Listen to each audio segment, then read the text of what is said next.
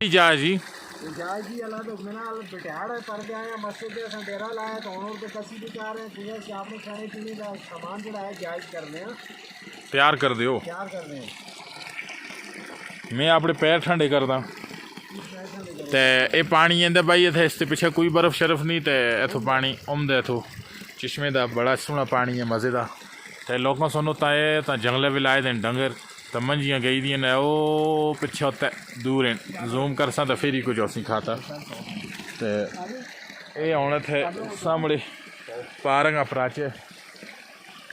ये आला ते इंशाअल्लाह सुबह असी इस रात जुलसा ये पर राह सीधा वो सामने वो नके तो लंघ के पर इन इलाकों को जुलसा अं तो आए दिन जी खराब शराब नहीं कोई भी ठीक है जी चाहिए आन के शहर ज़ाया नहीं करते होंगे कुतरो आई बेची प्लेटा भी आई पानी नुचड़े दा बस तो ये असी हूँ टमाटर तो आलू कुतरे तो आलू बिरयानी असी बनासा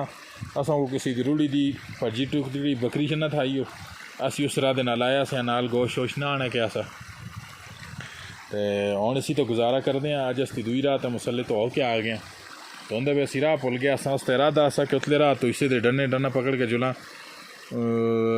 पर दे कहना चाहिए जी कुंडा कोल और दे बेले वाली गली बेरा वहाँ थे नहीं तो रोड़ी ते या शहीद बंगले तो लै कैसे दे जड़ा काइया वाले साइड तो वापस हो जुला तो मसले तो असी राह भुल गए जी असी परले कुनारे वाले टाए किसी साइड से लंघ गया फिर उत्तों दी ना हटी राह का ना पता लग गया फिर उतों जुलद्या फिर पर जिथे काबली रहेंदे जी गली वाली मस्जिद को तैरे को फिर उतों गश के और फिर बटियाड़ेदार आए तो असी हूँ खाना तैयार करते हैं जाबुर हुसैन साहब बैठे दिन ये भी बागा दिन असते रिश्तेदार ही हैं तो ये मेरे ख्याल रमज़ान भी ही सुदिया तो आए इन्हों को शौक आ सा मसले का तो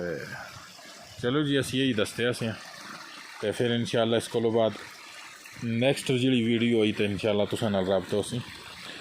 रब सोने दे हवाले।